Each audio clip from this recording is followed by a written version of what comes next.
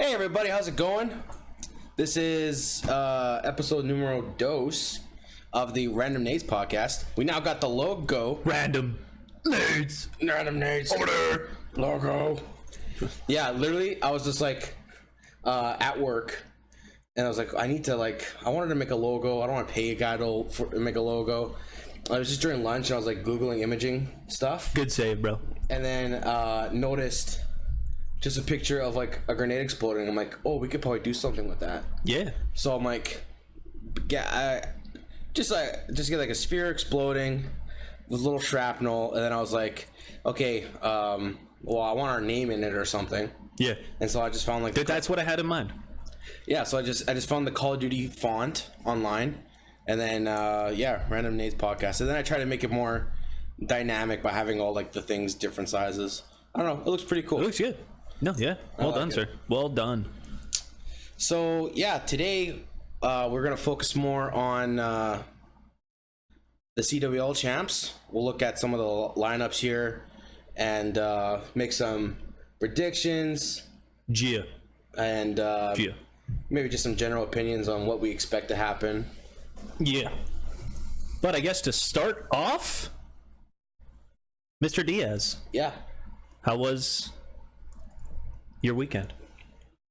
The weekend was pretty good. I got a stream out yesterday.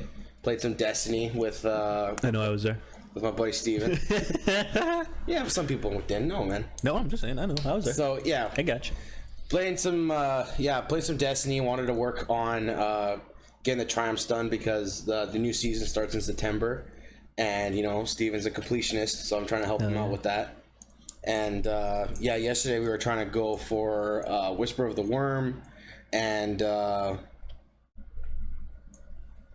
this bow or whatever, both from the Dreaming City, and it was a goddamn nightmare. That's why I was smiling. I was like, now how mad did you get? Yeah, it was a nightmare, man.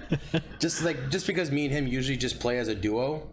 And a lot of those levels, they're so complicated that you're almost meant to have a full fire team. That's only one more guy, though, right? There's only one more guy, yeah.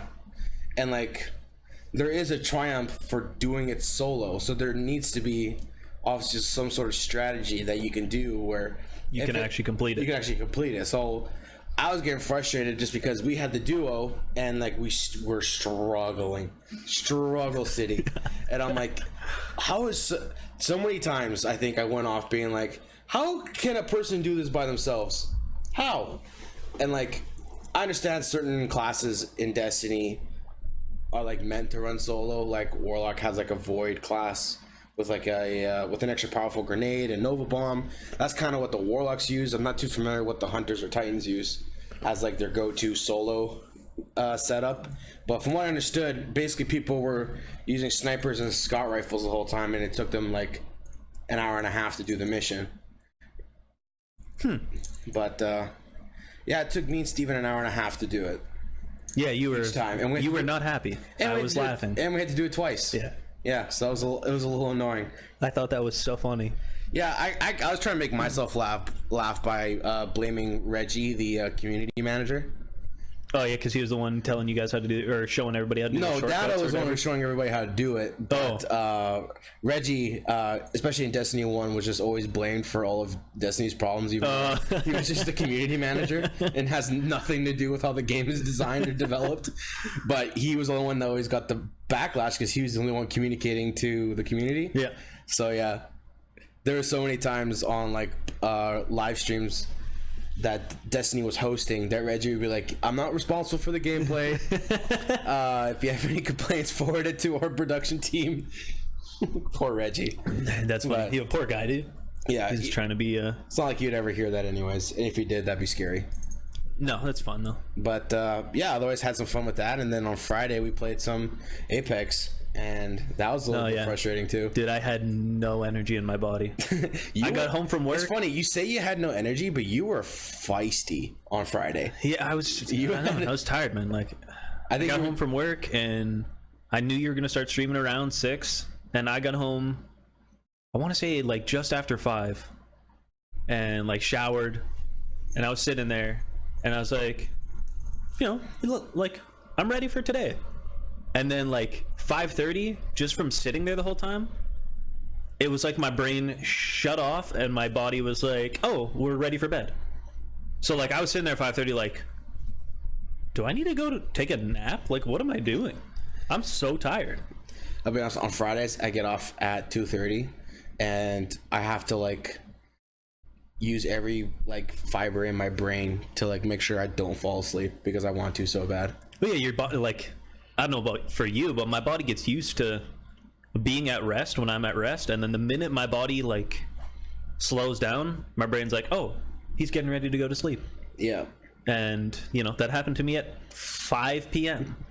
and I was like, oh shit. And I'm not a big nap taker.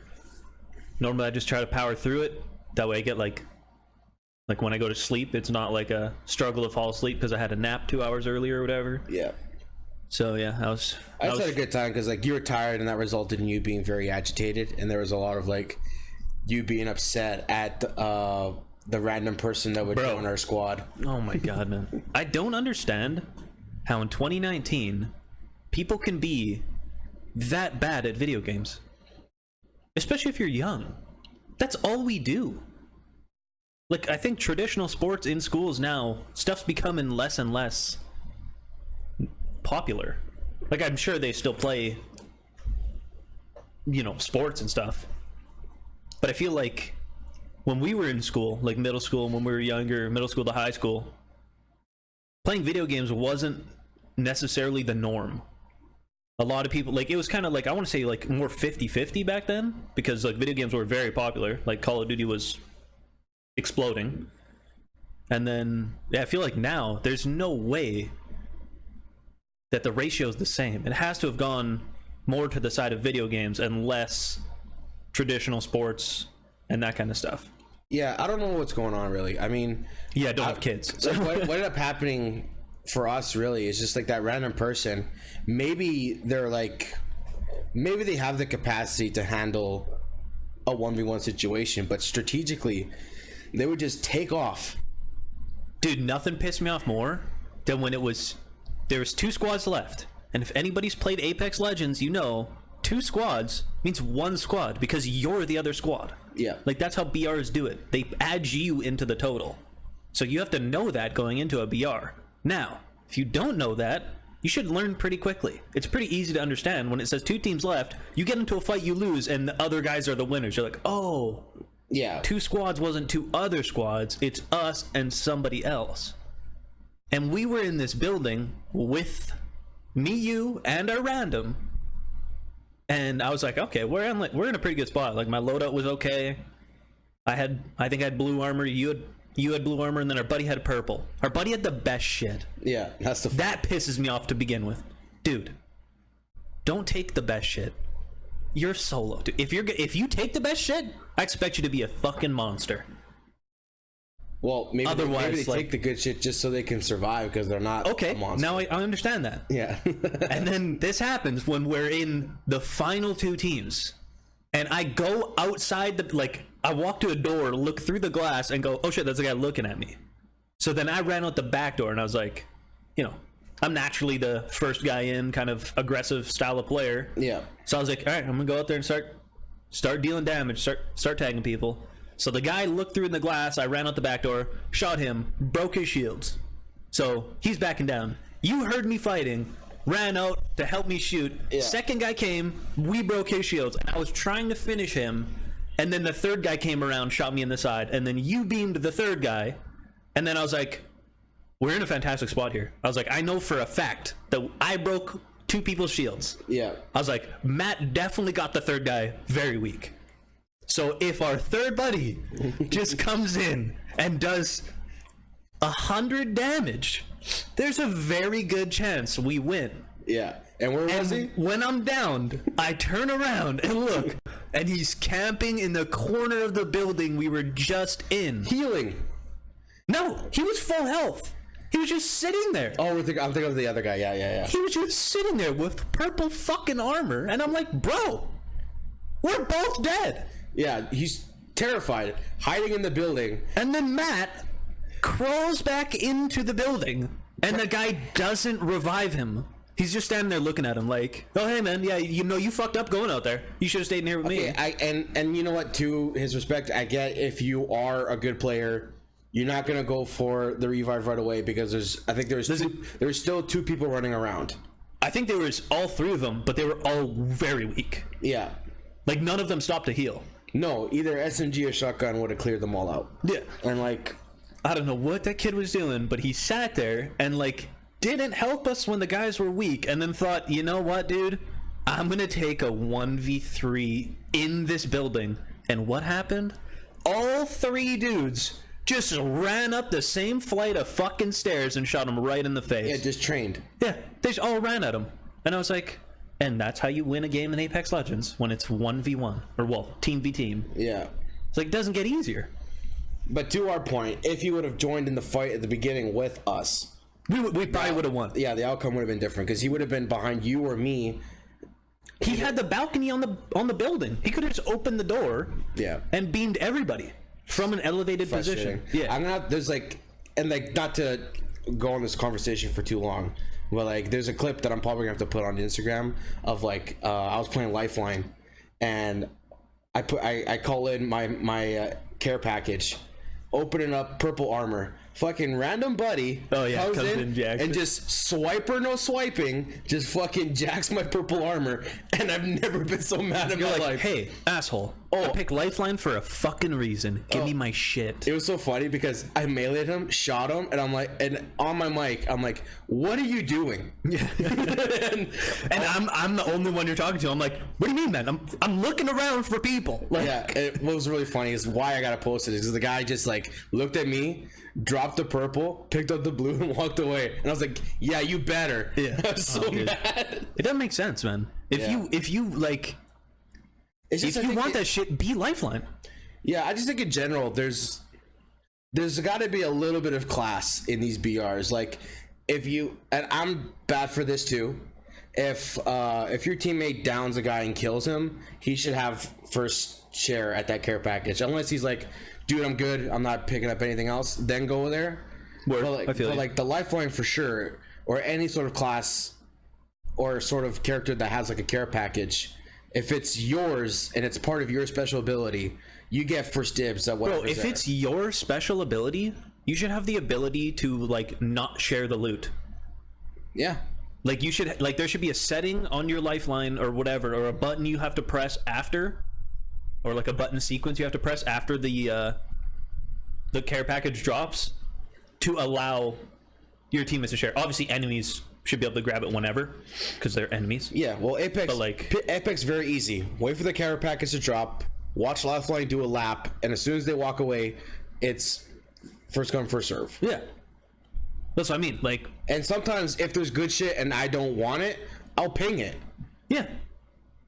Because, like, that's what should have to happen. You should have to ping it to allow it to be used by a teammate. Yeah. Or something, because otherwise, like, that's your stuff. Like, if I use my special, you don't get any advantage from it. No, it's all for me. That literally every other character's special is either an attack or a defense. Yeah. So it's not like, oh, hey, can you lend me your airstrike because you're Bangalore? Yeah, toss it over. Yeah. Yeah. Like, I think the only one. Well, I mean, it's a very useful specialist, but it's pretty underwhelming. What it does is Pathfinder. The zipline, I mean, we can all use it. Yeah. But I mean, it's not really like, it's good to have, but it's not like when you see a zipline, you're like, oh shit, he has zipline. You're like, oh, okay, he might be able to get on top of something quick. Yeah, definitely. Like Pathfinder, Watson, they're all just like strategy based characters. Mm-hmm. Where you don't just go run and gun, you try to, like, get into an advantageous position, whether it's like up on top or in a bunker where you set up all your laser wires and stuff. But, like, yeah, no, it's just frustrating, and I wish the BR community just had a little bit more class. Word, dude, stop thirsting me in Blackout. I'm fucking pissed. Yeah, thirsting's brutal too. Like, bro, I don't even have a gun yet, and you're thirsting me? All right, okay. Yeah. I don't understand it because, like, the point system makes no difference. No, dude, there's no point. There's no points. Like, I don't know, man. It's just That's a whole. Let me fucking revive my teammates. Then. That's a whole nother conversation for another time. Yeah. But for now, we should probably get to the CWL champ stuff here. You want to dive right in, dude? I think we should dive right in because I mean that's going to be the main focus of today's podcast, at least. Hey, what if I run out of shit to say? I don't know. Our last podcast was a little bit long. It's going to take some time for me to edit that one. So I guess we start by. Did you want to look at the Instagram pool? We'll start there when we're ready to talk. But how familiar are you with the whole thing? So for me, I've been watching. I'll be honest. I've been watching the CWL tournaments since probably March. Okay.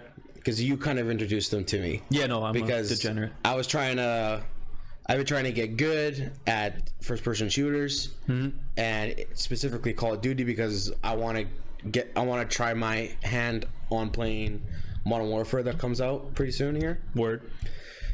And so I touched it. You're like, well, some of the best things to do is just look at what the pros are doing, and then copy and paste, and adjust. Like if you see that they're doing something. Like a lot of people are doing it. You're, okay, there's a reason they're doing it. Yeah.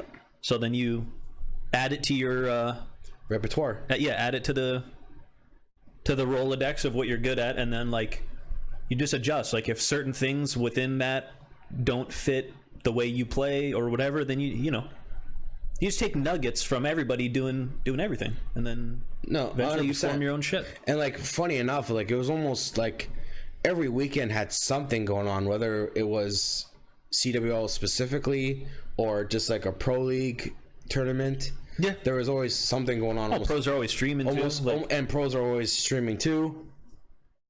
So yeah, I was watching since March, and there's a couple teams that I'm familiar with, but basically the top two that I've always been keeping my eye on is Optic Gaming and 100 Thieves. Yeah, I feel like that's most of the world knows those. Well, 100 Thieves I heard about even before CWL because I'm a big fan of Jack Courage JD. Yep. And he recently joined 100 Thieves, but I mean that was formally, he was probably informally a 100 Thieves member for probably a year and a half because he was living at their house. Yeah, well, he started on Optic, and then the minute he didn't say he was leaving Optic right away, but he kept telling Hex, who's the CEO, that he's always wanted to live in LA, and that's where he sees himself ending up. Yeah. And 100 Thieves is the biggest team that's based out of LA. Where's Optic based out of? They're in Texas. They're in Texas? Yeah. Okay. So so the minute he said I see myself being in LA, everybody in his Twitch chat was like, 100 Thieves Courage, 100 Thieves Courage. And then he started living there, streaming out of the house, and everybody's like, "Yeah, we know where you are." Yeah, with Nate Shot walking in the background, being like, "Yo, what's up, homie?" Yeah, and we know exactly where you are. What is going on here, dude? Yeah, but yeah, no, that's funny. And then certain teams, as I continue watching, I've been pretty impressed by. FaZe Clan is doing their thing. EU United, I didn't even realize they won. They won the fucking. Yeah. They won playoffs. No, they're awesome. And then I believe it's Luminosity, their captain was a very notorious COD player. I mean, you go down the list, every top team in every pool has very good players on it. Even a bunch of the second teams in each pool, they're Call of Duty's getting more and more stacked as time goes on. It's more and more people are seeing the money in it, people are jumping in, and there's some kids out there that are fucking. But I'm I'm looking at this official pool right now on Instagram. We're just looking at the COD World League's Instagram, and there's actually some teams that you probably know, but I don't think I've ever seen their names in any of the tournaments that I've watched. Well, here's the thing. So the top two teams in every single pool. So the way it happens is based on your placing at previous events, you get a seed. So if you win the last event, you're first seed. You're the best team in the game. Yeah. E-United is the best team in the game. Second place was Gen G. Now you can see where Gen G is in pools. Yeah. United's top of Pool A. Gen G came in second. They're top of Pool B. FaZe came in third. They're top of Pool C. Reciprocity came in fourth. They're top of Pool D. So it goes all the way down. So the top 8 teams, like United was 1, Gen G 2, FaZe 3, all the way down to Splice. So the top 8 teams each became the top of their own respective pools. So the top 8 teams can't play each other in pools because that'd be kind of stupid.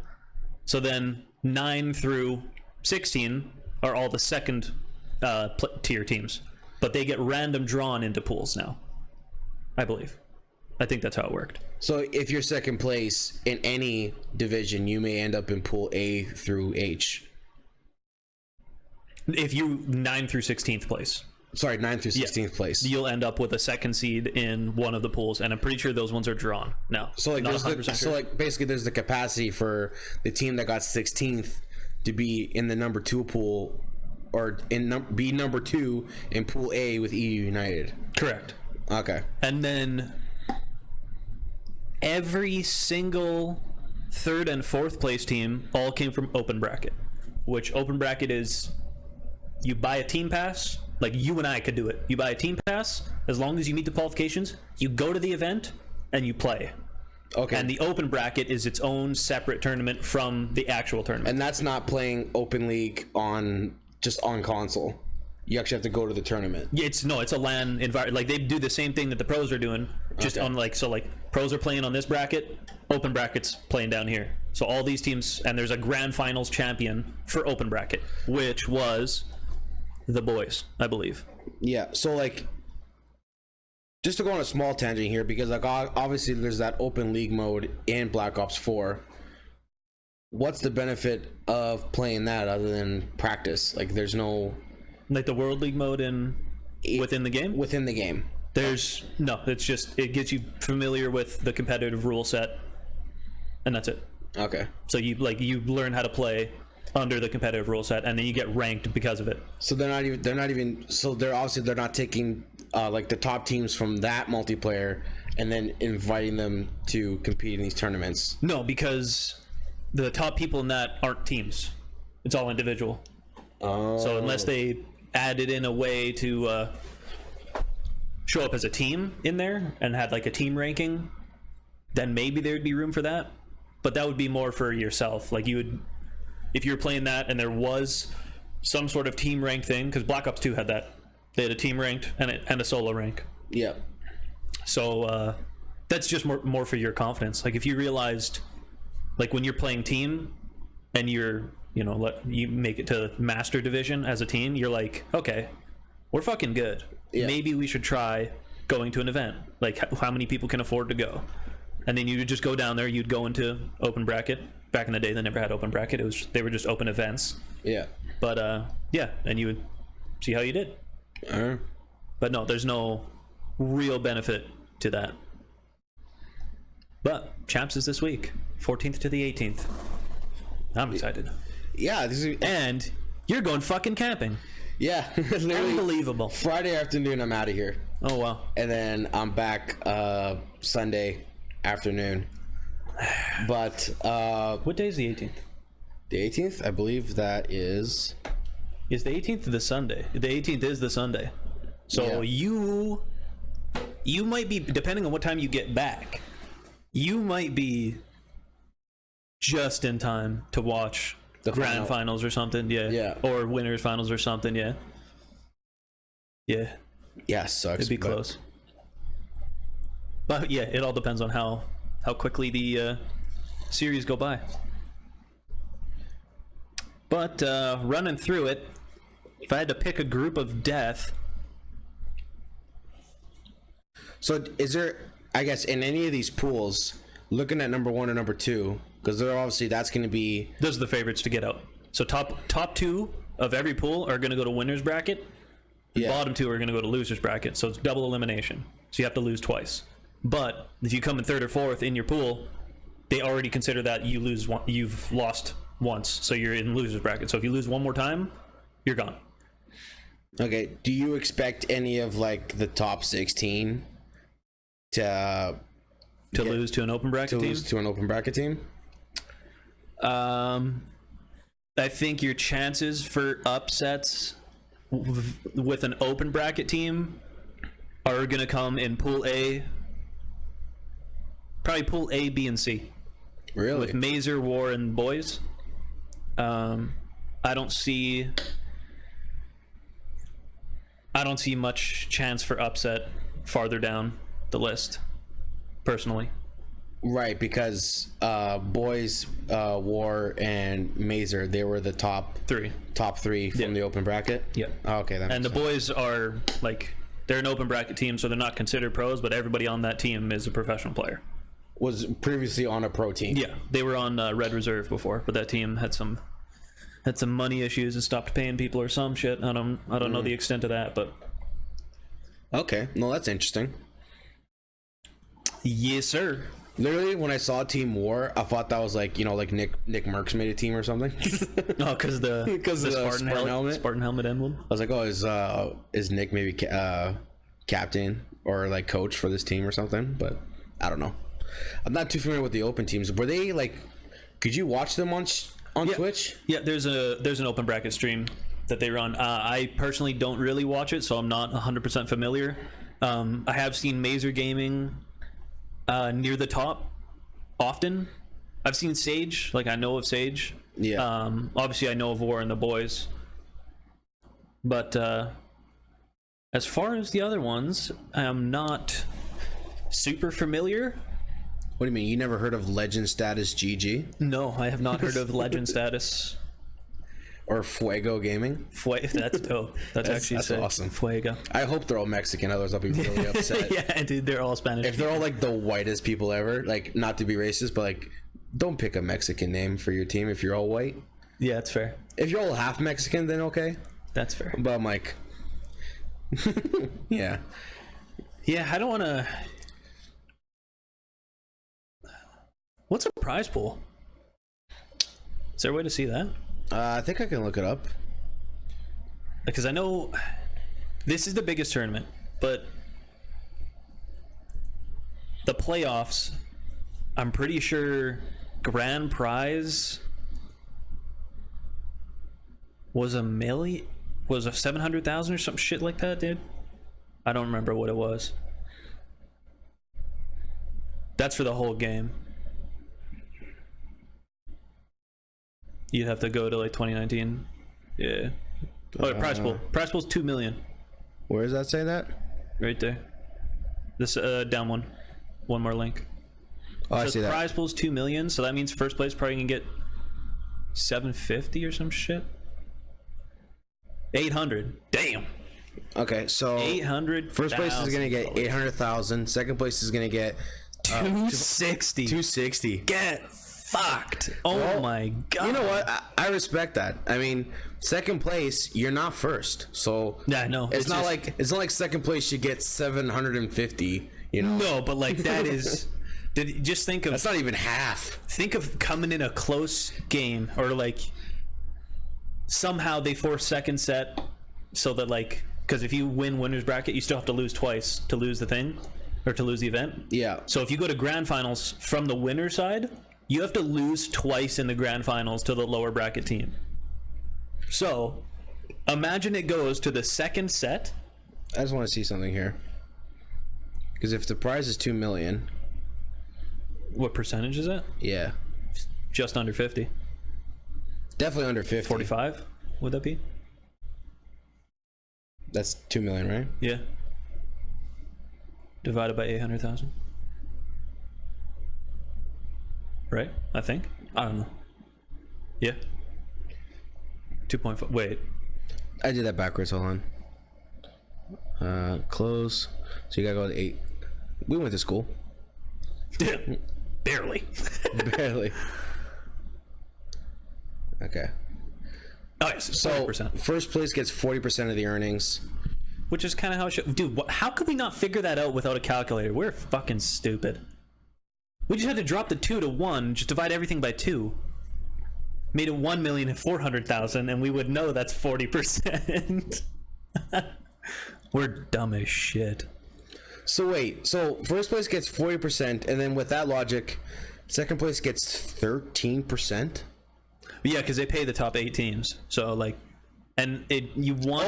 Oh, that's where I'm getting fucked up. Is they pay the top 8 teams. You want it to be.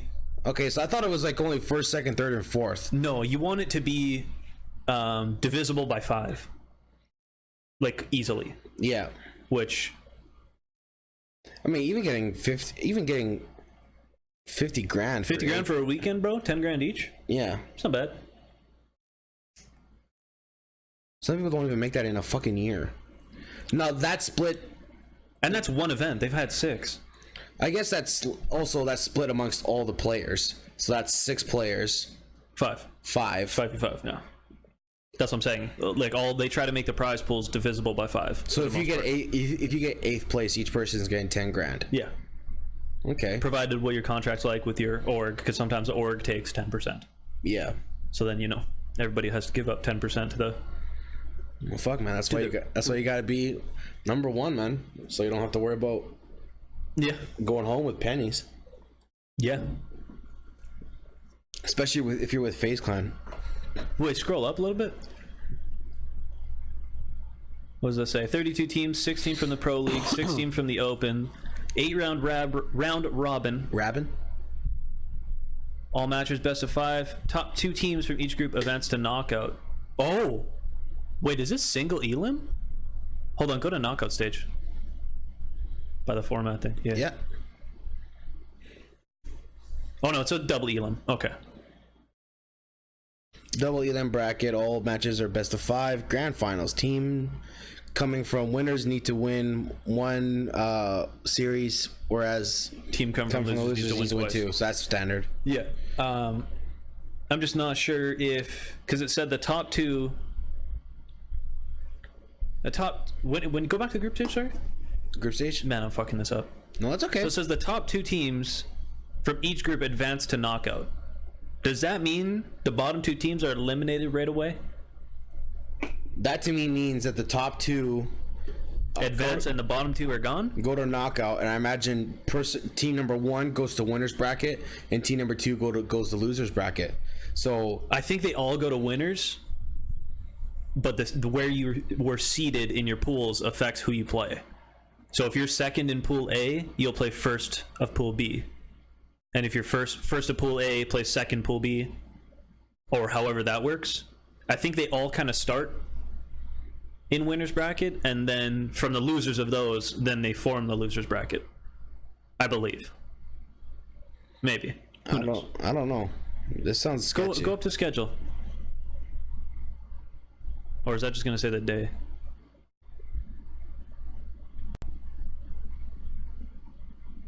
Oh, it's just saying the matches. Yeah. That's on Wednesday.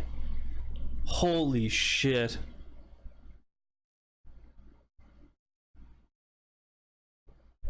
Oh my god. Just trying to see if it says anything about knockout bracket versus. There's only 4 matches on Friday, Saturday, and Sunday. Yeah. That's fucking insane. Well, there's so many people in the beginning pool, right? Well, no, I know, but it's just kind of crazy that they could definitely crunch the time a little more, I feel. So hold on. If they're only gonna have 4 matches on the 16th, which is Friday. 4 matches on there, and then 4 matches here. Yeah. I think your 3 and 4th in each pool just gets eliminated. I believe so. Okay, well, then I'm gonna go out and predict that there's probably not gonna be your top 2 throughout. It's probably gonna be your top 2 come the end of it. But you don't think the boys have any chance? No, I think the boys definitely have a chance to knock Elevate out. The boys probably aren't beating E United. Team War has a chance to knock out Enigma, probably not. And I don't even know who Units are. I'll be honest, I've never heard of that team. I don't think Units loses to Mazer. And actually, Pool D, Sage or Legends, Team Envy is so inconsistent. They're so good at times and then so bad at other times. I would not be shocked to see Sage or Legend status get a win over Envy and somehow end up in second place. you know what, dude? Can we talk about Pool F for a sec? Mm-hmm. Because you like the name Sicario? 100 Thieves is a very emotional team, in my opinion. Like, there's been tournaments that But they're fucking dominant in this game. Yeah, they're definitely dominant. But there's been tournaments that they just got, like, completely destroyed on. You're like, what the hell, guys? There's definitely been matches. I think the first few tournaments of the year, they weren't clicking. But then they just found stride and started running until the last... Like Vegas. Yeah, but the first two tournaments, like, you know, they weren't the same team. They were doing something wrong, and they corrected middle of the game. Was Vegas very early in the... Vegas was the first open event. Oh, yeah. Okay, I misunderstood that. I thought Vegas was like a couple months ago. No, the last one was playoffs in Miami. Okay. And 100 Thieves did not do well in Miami. They came, whatever that is, 6th. Yeah, it's funny. They came in 6th. But they're back-to-back champs. But if you actually look at their ranking... Well, because they won 2 of the events. Yeah. So right. Like the point schedule thing, yeah, it's going to show them high because they... Funny, because their pro standings, they're like...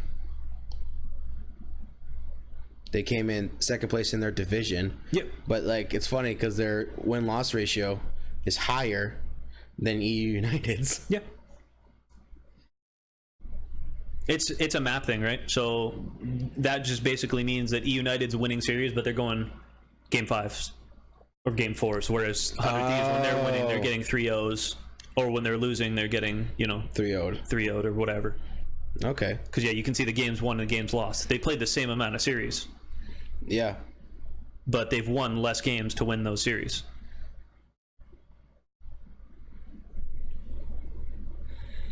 But, yeah. No, I mean, honestly, I'm a fanboy, so I'll pretty much be interested to see what happens to EU United, 100 Thieves, and Optic.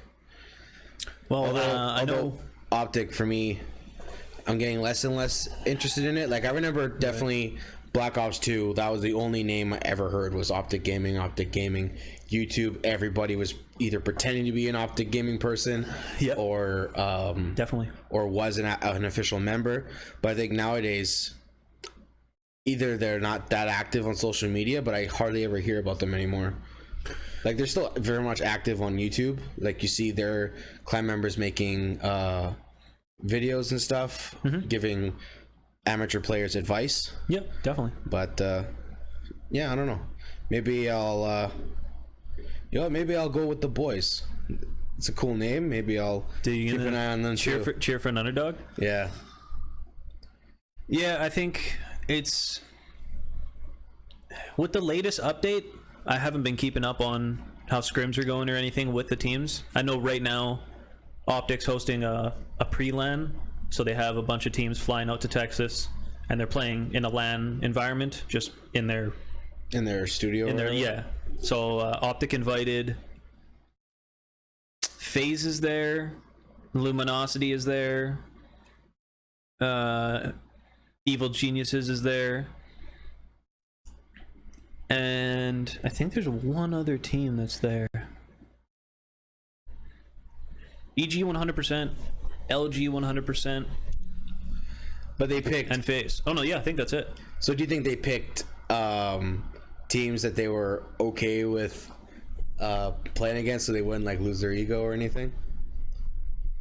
Because why not invite 100 Thieves or Gen G? They have a little bit of internal beef going on.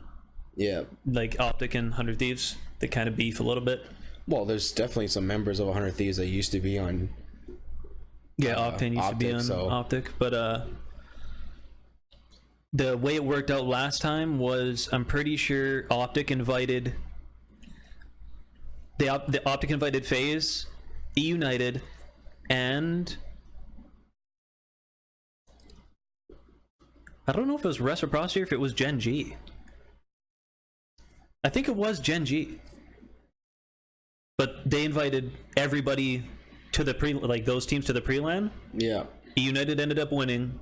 I think it was Gen G. Gen G got second. FaZe got third. Optic got 7th. Yeah. So everybody that went to the pre-LAN did fantastic except Optic.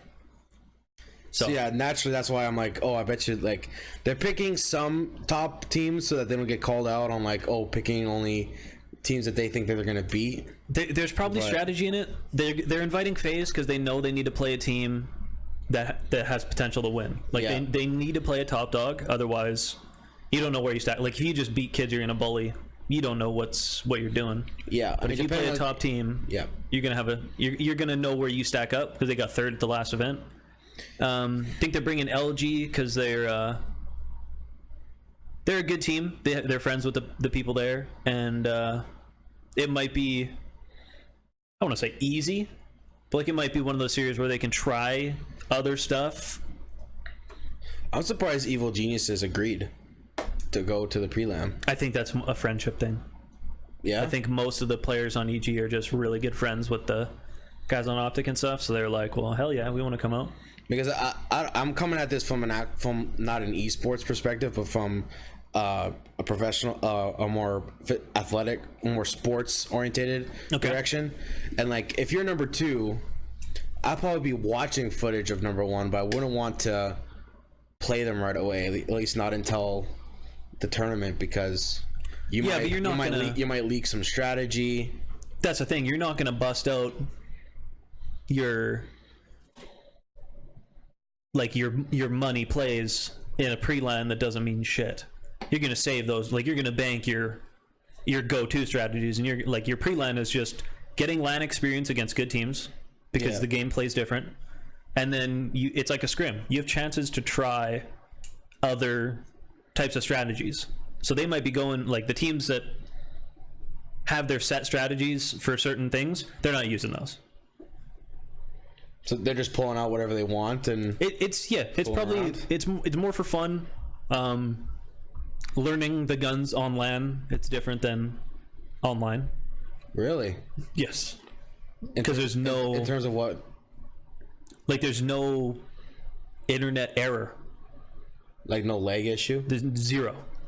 So like there could be, like there's games where we play where, like, you know, one of us might be frying and then the next game we don't fry. And you're like, okay, why the fuck was that? On LAN, there's no excuses. Okay. Like, if you're good, you can consistently do good because there's nothing holding you back. There's no delays. There's no little skips. There's nothing. Yeah. Like the game plays the way it's supposed to play. So you definitely want to be having more practice on LAN than other teams works in your favor, regardless of if you're going there and getting bully beat down or if you're going there and competing. But like the top 16 teams are all good. Like I'm not saying the top 8 teams are gonna walk away 1 through 8. Yeah. But yeah, like EG definitely has a chance to, I don't think win the event. They definitely have a chance to squeak up there in top 8 and get some money out of it. Because there's teams that have been underperforming that people were high on at one point, like Splice. Splice has Hook, and he is an absolute savage. Yep.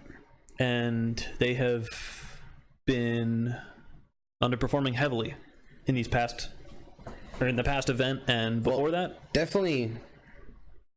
This might be an obvious statement, but definitely the top 8. I'm looking at all, or even the top 16. I'm looking at all those names, and I've definitely seen a lot of these end up in the top 3 at a tournament at some point. Oh yeah. So the good teams have been pretty consistently in top 8. Yeah. There has been a few slips, but for the most part, your top 8 teams, like, there's a reason they're in top 8. Like you might see some deviation, but like, yeah, you definitely don't want to be slipping when you're competing against anybody from the top 8. No, and not only that, like, it'd be like the equivalent of like the top 5 fighters in UFC. Like you can't be sleeping on any of them because they all have the capacity to be a champion. 100%. So all the top 8 teams have a legitimate chance to be in the grand finals. Like, depending on what happens. Like, there's certain teams that don't perform well against just specific individual teams, but if somehow the bracket works up that Optic doesn't have to play 100 Thieves because Optic can't fucking beat them. So if Optic doesn't play 100 Thieves, who knows what happens? Yeah. Optic could definitely like run through because Optic's beaten Gen G, Optic's beaten FaZe, Optic's beaten United, Optic's beaten everybody, but when they run into 100 Thieves, they run into a fucking brick wall. Do you think it's an emotional thing? Do you think it's I think it's a styles thing. I think the way 100 Thieves plays the game is like a direct counter to the way Optic plays the game. Really? Yeah. Like I think Optic is very good at getting teams in on like their pace of playing the game and sucks them into like where the other team goes, okay, we need to do this now, we need to do this now, whereas Optic's very calm and like they're kind of like lulling you to sleep during the game. Like they're not one of those teams that's just like the only crackhead on that team is like Dashy or TJ and they're like the ones that like are getting the crowd going fucking crazy. But like Scump, Karma, and Crim, they're kind of just they're doing enough and then they're trying to lull you in. Like that's their game plan, I feel. I'm surprised, like coming from a person who's brand new to watching pro teams, I'm surprised that these pro teams have so much variation in strategy. Like obviously they're all using the same guns, with the exception of I believe was it Dashy who pulled out a oh god, what was the name of that gun? Rampart. No, there was a time where the meta called for teams to use a Rampart. There was a time in the game, like in between updates, where the Rampart was actually very good. Yeah. So for the most part, you're not going to see deviation in weapons, but playstyles. Like you get your playstyle not from the game, you get your playstyle from your personality. So like personalities are always different. Yeah, I guess. Like there's going to be nobody that's going to be the exact same. Like you're going to get similarities, but people are going to have different impulses and stuff from their personality, and that's where you get variations in teams, because like 100 Thieves has a couple people that are very fast, and they like to push, whereas like Optic is a very patient team that doesn't usually push stuff. They're like the team oriented, close you in, trap you, take your shit, run away. Whereas 100 Thieves, they'll bully their way in and don't give a fuck. So we're still at that level where professional players are being picked based on their personality. Because like I'd imagine, like if I'm just thinking, if you and I made a team and we got four players or 5 players, if you and I get assigned to being the SMGs, you just have to do your job.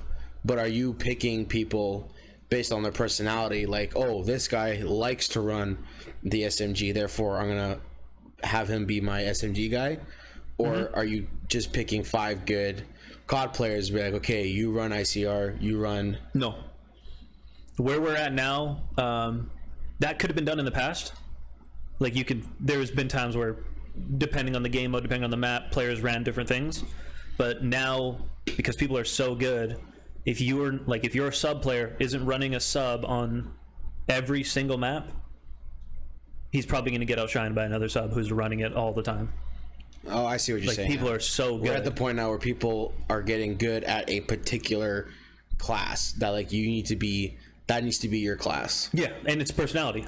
Like some people, their brain thinks the way of an AR, thinks setup, thinks slow, thinks angles, thinks picks, and other players they do better when it's like I don't have to think as much and I can just run and I know where to be, because like I have an AR guy who says, hey, when we're holding this, like that's when you have team captains. Like, you have Slasher in the back for 100 Thieves holding it down and says, hey, Prisa, when I'm sitting here, I need you to like hit this right away. And Prisa's going to do it without fucking thinking. He's going to be like, Austin told me to hit this, we're going. Yeah, he's probably checking the angles that your AR can't see. Yeah, he's just like, trying to think of a fucking map, but like there might be times where it's just a blind corner and there's a huge open straight on one side, and it's very easy for Slasher to get somebody weak, but in this game it's hard to finish kills because you can fucking hide stim. So the minute he gets someone weak, he can tell Preston to like fly off a fucking ledge and slide and jump in this dude's face and get him while he's trying to heal and shit. So like your sub players are going to be a little more I don't want to say that they don't have to be smart. There's some very, very intelligent subs in the game. Yeah, I'm not going to say that sub players aren't smart by any means. That there's a strategy to rushing as well. Yeah. There's a method to the madness, as people would say. Like either they're picking a particular path that's like guaranteed to, or more likely you're going to find a guy not looking at you, or be in an angle where you can see him first before they see you. So, and there's like, even within each role, there's different styles to play each role. Like some guys who play the ICR don't move, and then there's other guys who play the ACR or ICR that like to hop between points. Like to move a little bit. Whereas like some teams, they just say, "Hey, we want you holding this until we don't need you holding this anymore." So like you'll see the ICR guy just not fucking move the whole time, and you're like, okay, well. But I mean, it's peace of mind for the other players who are trying to run past him and stuff. They know they don't need to look out there because he's got it on fucking lock unless he's dead. And if he dies, then they know, okay, I need to be ready for a push, or we need to put a Maddox in where he was for now to make sure nobody pushes that. Yeah, it'd be interesting. I'd like to see where I end up going, because like just because we play with our friends group, I end up picking a gun based on the kind of map that we're on. I do the same thing. So I do the same thing just because I don't know. I know I'm comfortable running everything. Yeah, especially because we're playing. Ours is different because we're always playing pubs. So like, people are gonna come out with freaking LMGs and stuff like that, and so you gotta be ready for anything. But when I play, even when I'm playing World League, I just like, I don't spawn in right away. I don't pick what I want right away. I just wait to see what everybody else picks, and then I pick what needs to be. What's missing? What's missing? Yeah, exactly. See, would it be interesting if World League had like a mechanic that like Overwatch has? Like Overwatch, you pick your class, and then after everybody picks their class, on the bottom it says, hey, you have too many tanks, you have no defense, you have no healing. So I wonder if there was like a mechanic for that, where it's like, oh, you got too many ARs, maybe you need an SMG class. You've got well, I'm not well versed in Overwatch, but there's multiple ways to win in Call of Duty. Yeah. So because like if you know a team's notorious for running 3 subs in an S&D map, might be your strategy to run all ARs so you can just shoot them from far and not let those subs get close. Yeah, so you'd have to look at that team's history and be like, this team likes to run and gun, they're all SMGs. Yeah. Like there was a map in it made me laugh so fucking hard. There's a map that Optic played. Fuck, I don't remember who they were playing, but it was an S&D on payload, and every single person on Optic sniped in a professional league match. They all ran snipers. Yeah. And won the first 3 rounds only sniping in a search and destroy against other professional players. And they were just sniping. Like, TJ's hitting quick scopes and shit, and everybody's like, what's going on, eh? Yeah. Yeah, well, probably it's like an element of surprise factor, like you're not expecting people to pull out a sniper because everybody's running the same guns. Yeah. You usually have one dedicated sniper in an S&D. And if he's getting shit on, he drops it right away. And they fucking adjust. But like, never would you run 5 snipes. Even the casters were like, what's going on here? Yeah, Nathan's like, hey Joe, is this a legitimate strategy? And Joe's like, well, it's fucking working, so like, I guess. Yeah, no, that's kind of like the thing I like about Call of Duty is there's a set, or there can be a set, traditional there's way to set up the team. There's obviously the rule book that you could follow. Yeah, but there's always room for that unconventional thing, and that's what I like. I enjoy mixing in. Like, I love playing in GBs and S&D, and like playing a certain way where like I know the opponent knows exactly what I'm gonna do, and then I just hit them with something so stupid, they're just going, "Why the fuck did he do that?" Yeah. And I'm like, because I'm fucking 2 steps ahead. Well, actually, funny enough, speaking of like, why the fuck did that guy do that? Our friends group had a conversation a couple months ago about like, if we were, because there's 4 of us, if we were in a 2v2 who would you pick as your teammate? And our buddy, and I straight up said, "There's no fucking way I'm losing."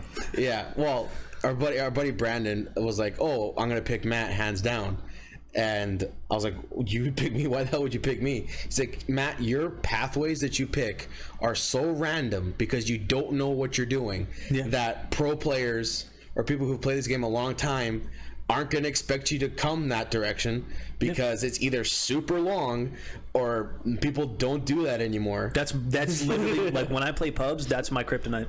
Yeah. Like when people...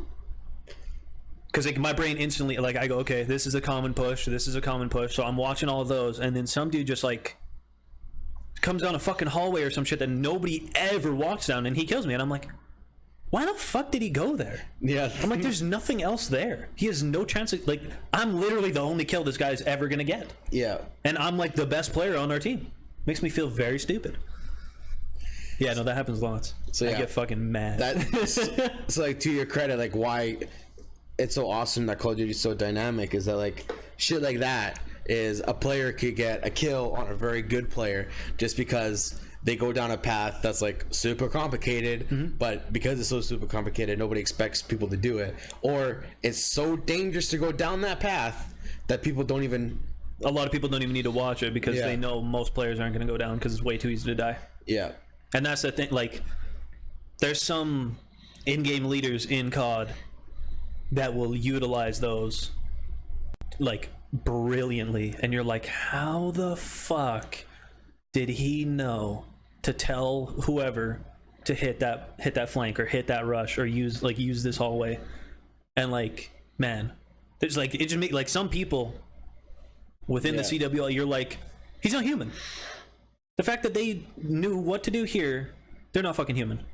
Well, yeah, I mean, there's obviously when you're at that capacity, you're looking at previous game footage, and like I don't know how much you're able to download off the Call of Duty game, but like if you're able to like just look at the mini map expanded and watch all the arrows go certain directions, you could probably tell, okay, in S&D they always set up this way, and there's an opportunity to go through this like grocery store and then hop over the roof, and then you can see one or two players.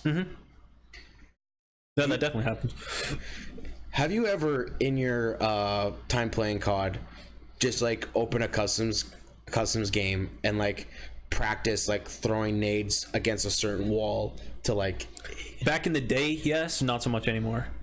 Because like COD's getting fat. Like maybe for the new COD because it's going to be slower. Yeah. But like in the more recent years, like we've had jetpacks, stuff like that, and then we went to World War II. But there wasn't really, like, the maps in World War II weren't really, like, friendly to S&D, in my opinion. I thought S&D in World War II was kind of shitty. I thought the other game modes played better. But yeah, no, I thought World War II was meh. But for the past few years, like or I guess 5 years now, no, because like, Black Ops 4 is very fast, so you're not really throwing random nades too much. No pun intended. No pun intended. More of your stuff is going to be like a shoulder peek nade that you're going to try to like actually land on bomb. Yeah. Whereas back in the day, nades were huge because you could sit in certain spots of the map where you're going to be safe, but you're going to be completely giving up a bomb site. Like when we were playing Remastered. Yeah. And there was that, we were playing Strike. And I was holding in the back of B in a 1v1, just like looking through the car, watching to see if the guy crossed over to the other bomb site. Yeah. And the minute I saw his head, I ran to that back corner and threw the nade over the building. Yeah. Because... That's old school COD. That's old school shit. Yeah. Like yes. Did I practice that in 2007 or 2008 when COD 4 was out? Yes. Yeah. Did I know it was going to work? Yes. That was insane. Like, we're talking 1 to 2 feet away from the guy picking up the bomb. There was a nade... I don't remember how I think I learned it in a YouTube video, honestly. There was a nade in MW2 where, like, you could, like, as long as you're using the Semtex, because the frag had a different arc, but the Semtex always threw the exact same every single time you threw it. So you'd have to, like, you could just walk yourself into this wall, like, you had to, like, look at a stripe on the wall, walk yourself directly to the stripe, look up, and there was one cloud that was darker than the rest of the clouds, and if you put your cursor like right on top of that cloud through the nade, it would land perfectly in the cockpit of the plane on terminal. Really? Every single time. So at the start of S&D rounds, everybody goes to the cockpit. Yeah. So I'm just like, wait. I'd like kind of get used to the timing. Yeah. I'd be like, okay, at like... Wait like 10, 15 seconds. Yeah, at like 1 minute and 55 seconds left in the round, I'm going to throw my nade there. So I would just be waiting, and then be like 150, and then... And just throw it and be like, boom, 500 points. I'm like, yeah. Okay, you know what's so sad is like the only time I've ever done something like that was in Super Mario 64. Like with timing? No, with like aiming at a certain cloud. Oh, so yeah, like yeah. the very first world you go into, there's like that stone pyramid with the cannon. Yep. You hop into that cannon and you use that cannon to get to that floating island because there's a star there. Yep. Most people should know this. Yep. But I don't know. Some people do use a different strategy than me. But what I would do is as soon as I hop into the cannon, I look into the sky, and there was this. I would describe it as like a boat-shaped cloud, and I would aim for like the front of the boat, just over it, and like it would land you like perfect. It would land me on the edge of the island every time. Yeah. So like that's the closest I've ever gotten to like. Oh, I was a nerd back then. So like you being like, oh, I looked at this darker cloud than all the other clouds, and like that was just making me giggle because that's just what that reminded me of. But yeah, like, no, that doesn't happen too much anymore. But there was a couple. There's a couple times where like looking at kill cams, you could figure out certain grenades too, where you're like, oh, so this guy's able to lob a grenade over this building, and that's where he got me. So I need to avoid that spot, or if I delay your timing. If I spawn on his side, I'll throw that nade in that direction too. Yep. So I've seen that a couple times. Yeah. Oh yeah. Like COD's a forever changing thing too. Yeah. Like what is considered the meta at one point will completely shift. Like it's forever evolving. That's kind of one of the things that's beautiful about it. Even though we get updates that completely change the game day in and day out, you know. Yeah. Everybody finds a way to adapt, and we still find out what's good, and the pros are still pros. Like, you know, some people bitch that certain things are overpowered, they need to be nerfed, and then they get nerfed and they're still getting fried, and like, I don't get it, dude, that gun got nerfed. It's like, yeah, good players are good players, man. They're gonna figure out what's best, they're gonna use what's best, and they're still gonna shit on you. It doesn't matter what they do to the game, better players are better players. Like, they could add shit in, they could take shit out. Like, I always give you shit for that. You're like, man, they should add this in. I'm like, okay, Matt, now stop. Yeah. Think about a very good player having that ability too. And you're like, yeah, no, fuck that. Yeah. Like, that'd be stupid. To be fair, yeah, you've definitely given me a lot of advice on that. It's like, hey, you know, just because you want it doesn't mean it's going to help you, because good players are going to have that too. Mm-hmm. So, okay, that's one thing I always say. Should probably try to wrap up the CWL here. You want to do some pool predictions? Yeah, I would say we do that. So, Pool A, E-United, Elevate, the boys, Fire Sticks Gaming. Who do you got 1 and who do you got 2? Like I said before, I'm gonna bring in the underdogs here. You bring in the boys? I'm putting EU number 1 and then the boys number 2. Cool. You know what's crazy, Matt? I'm gonna agree with you. Yeah? Yeah. I'm letting the boys squeak over Elevate, dude. I think something interesting is gonna happen there. Yeah, I want to see it. Pool B, Gen G, E6, Team War, and Fuego. Fuego Gaming.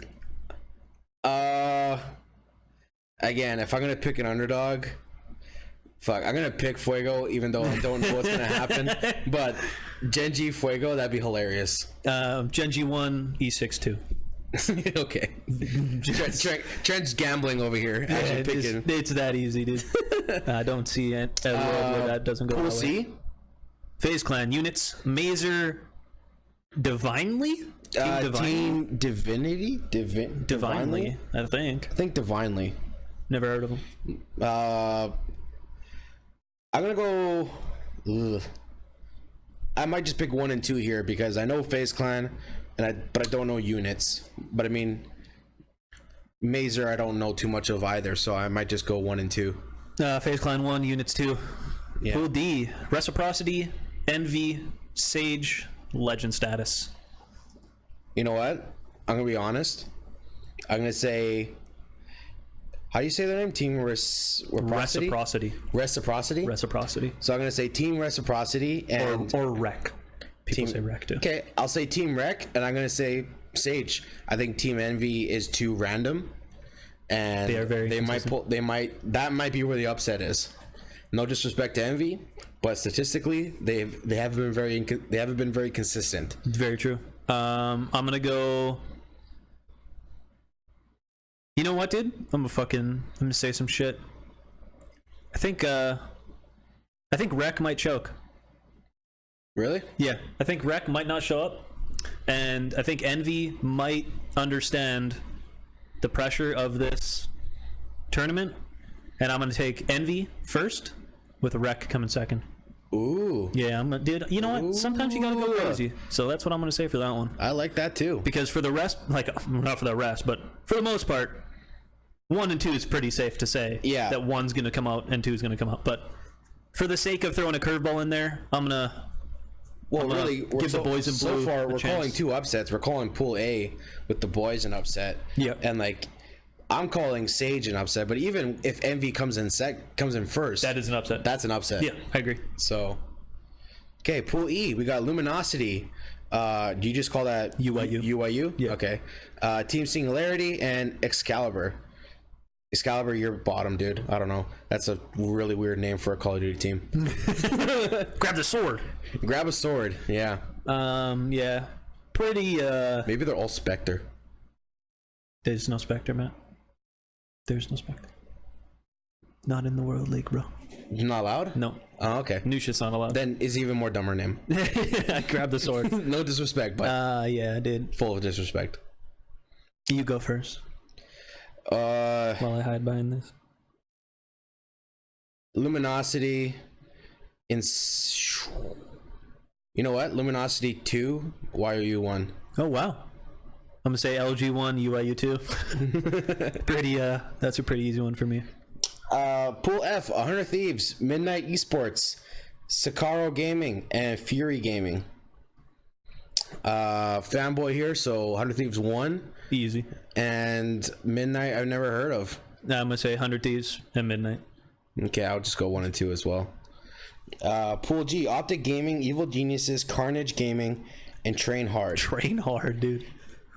I'm rooting for those guys because they train fucking hard. They train hard. I'm saying, considering that they're gonna they're pre-landing together right now. Maybe Optic 1, Evil 2. That's what I'm gonna say as well. Optic Gaming 1, Evil Geniuses 2. Okay, and then Splice and Heretics, Aspire Esports, and Hybrid Gaming. I think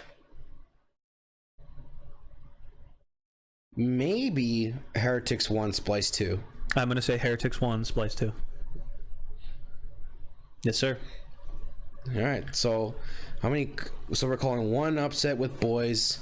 Yeah, we both picked the boys over Elevate. Upset number 2 with Envy. I'm picking Envy over Rec. Yeah. Yeah, and I'm picking Sage over Envy. Boom, roasted. And then the rest, I think, are all, or I guess Heretics, but that's not really. They're not really. They're kind of in the same area of the table. Yeah. I mean, yeah. Number 8, number 16. I don't know if they're, because I think 9 through 16 is random drawn into those pools. I don't think it goes in order. Yes. Like the 1 through 8 does. Well, Heretics I've heard about before. And Heretics is fucking good, man. Yeah. They're fucking good. Okay, and then, actually, do we know if, 1 and 2 of A competes against 1 and 2 in B? I think that's how it normally goes. A plays B, C plays D, E plays F, and G plays H.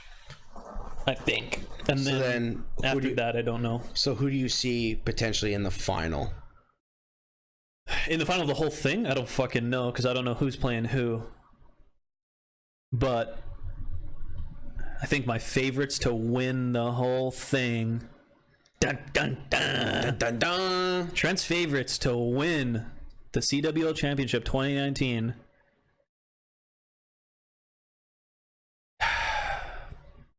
Man, there's people I want to pick, and there's people my brain go, they definitely have the best chance to win. Well, I can make the fanboy vote if you want to pick the strategy vote.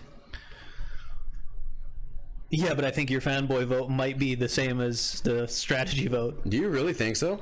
Maybe, depending on who you're going to say. But I think I know who you're going to say. I think I know. If you're saying that, I think I know who you're going to say. Yeah. You think 100 Thieves is going to be champion? Yeah. Interesting. I think 100 Thieves They definitely have a very good chance. Gen G's been in 3 straight finals, I think, though. Yeah. But they've failed to close every single time. So they've always been second. They're insanely good, but they even sent E United to a second set. They won the first set in the grand finals at Miami. And then second set came and E United said, yeah, fuck off, we're going to win this shit. Yeah. And then the Tiny Terrors just shit on everybody. If A and B end up competing against each other, I really see EU beating Gen G. So well, if A plays B, it'd be A1 versus B2. So E United would play Enigma. Oh. And E United's going to smoke Enigma, and then Gen G would end up playing the boys or Elevate. Yeah. Whoever comes in second. And then after that, they would play each other in like the prelim or in the no, because I think they go opposite sides of the bracket. Also, one of A goes on the other side. Yeah, so like 1A would be here, 1B would be here, and then like 2B would be here, 2A would be here, kind of thing. Oh, okay. Or whatever, you know what I mean? That's interesting. I think that's how it goes. Because like the So what are the odds of like EU and 100 Thieves meeting each other in the final? In the final? Yeah, there's a chance. Oh, Jesus Christ. Because I don't know how the brackets branch out. That's like, what I'm saying too. Because I wonder if 100 Thieves ends up meeting EU early. If you could bring up a pool thing, like where we see, like where it says like pool A, like 1A plays like 2B or something. Like if you could find that, we can definitely make a very if we can make a table. I'm down. Because these are all pool matches on Wednesday and Thursday, probably. All right, Charlie, go down. Go down, buddy. Go down. Yeah, just push him down. Just sleeping in my lap all day. No. Yeah, I don't know. It's not telling me like pool A versus pool B.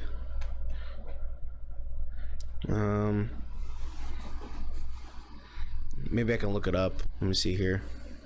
I'll go CWL champs. Yeah, champs table or something.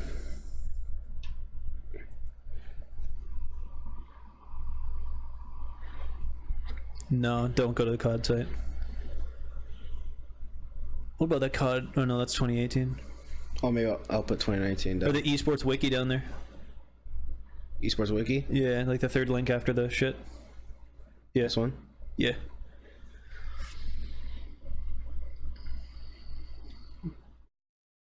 Oh, this is the stupid thing. That's playoffs. I don't want playoffs, bitch. I want champs. Champs table 2019.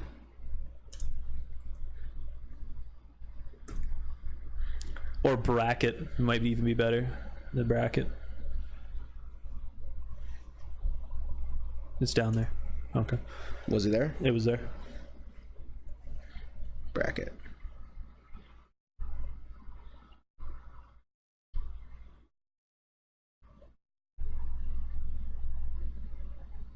Is this it? It says champions. Has champions logo there. Yeah, those are all the qualifiers. Oh, here we go. Pool A. You might have to scroll down. Yeah, because that's just the table of who's playing who on the right side and how it ended up. There we go. Knockout. Oh, fuck off. That's what I'm saying, dude. Why doesn't it say... Fuck, we should have filled this out beforehand. Yeah, but still, we don't even know what's gonna happen here. So, like I said, like it shows here before on Instagram. From what we understand, it looks like 1 and 2 move on, and then 3 and 4 just get eliminated. Yeah. So then I imagine number 2 is going into the losers bracket, and number 1 is going in the winners bracket. I think everything starts in winners. Everything starts in winners? I think so. So I think like all the teams. Like, why? That doesn't seem like enough spots for the winners bracket. How many spots are there? 2, 4, 6, 8, 10, 12, 14, 16. So 1 and 2 go in the winners bracket. Yeah, and then whoever loses starts the 8 teams there in losers bracket. Oh. But I don't know where they get placed. inside these brackets. But that's only third place. Because, well, there's 32 teams, but only 8 spots in the losers bracket. The losers bracket's going to be filled in after round 1 of winners. So everybody in winners is going to play. And then whoever loses in that first round of winners bracket is all going to get thrown into that first round of losers bracket. Oh, right. And then that little drop down arrow is all the teams that lose in round 2 face in round 2 of the losers. Yeah. And then those teams go on, and whoever loses in the winners semis there is going to drop. Like, you see those ones that drop down? So those are the losers from the winners bracket. That's insane. It's not super complicated, but like, yeah, it's a lot of that's definitely irregular from like most sports systems. Yeah, but they're not allowed tournaments in sports. Playoffs in hockey. Yeah, well, like playoffs in anything, but that's just your top 16 teams, and they play with seeds. Your seeds get put you into pools in this. You don't get put into pools. But imagine having like a winners and losers bracket in the NHL. That'd be sick. That's way too many games though. Like, you only play each other once, right? You play 5 game series. You play 5 rounds. Yeah, you play a 5-game series. Yeah. But I mean, like, but I get it. You can get a Call of Duty game. You can get more done in 15 minutes. A hockey game. Is hours. That's what I'm saying. So like, you can get like, because there's teams that are going to play. Like, there'd be teams that play 2 or 3 times in one day. Yeah. Okay. So that's interesting. Okay, so definitely 3 and 4, if they don't get in the top 2 spot, are out. And then from there, we get a round of winners bracket. And then after the first round of winners bracket is done, then I don't know if... So, like, let's say that top round 1 is going to be E United versus... Who's second on the on Pool B? Who did I put second in Pool B? Enigma. So, I don't know if... So, go back to the other thing. So, if E United and E6 play, and the loser, I'm assuming, is going to be E6, does E6's name get plugged in right at the top in that loser bracket? You know what I mean? Yeah. Or is there, like, spots where they're going to end up? That's what I don't know. Otherwise, we could fill this whole fucking thing up. Yeah, I mean, what's the case in the regular tournaments? Like, does the losers bracket just get randomized? I honestly don't know. I wish I could tell you. Well, maybe, like, for the case of championships, since you're going to be able to, like, see the results, maybe we write them down on a piece of paper, and then we can actually see what the pattern is, and then that would help us predict future tournaments. Because imagine they're going to use the same system all the time if they're not already using it now. Yeah, no, this has been the layout forever, but I usually don't. Like, normal... You usually don't watch every single one. You watch who you're interested in watching. Not only that, like, I watch while I play at the same time. Yeah. But in, like, Friday nights and stuff, it's harder than... Like, there's just so many matches and there's so many streams. Yeah. Because COD has... Like, there's times... COD has, like, 3 channels. There's times where it'd be COD, and then COD Bravo, COD Charlie, and sometimes COD Delta. So, like, you have all fucking streams open. Yeah. Like...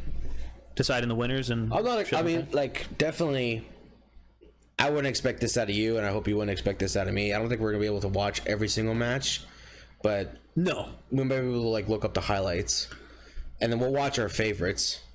I usually, like, I don't sit there and just watch every match, but like I usually know who wins almost every single match.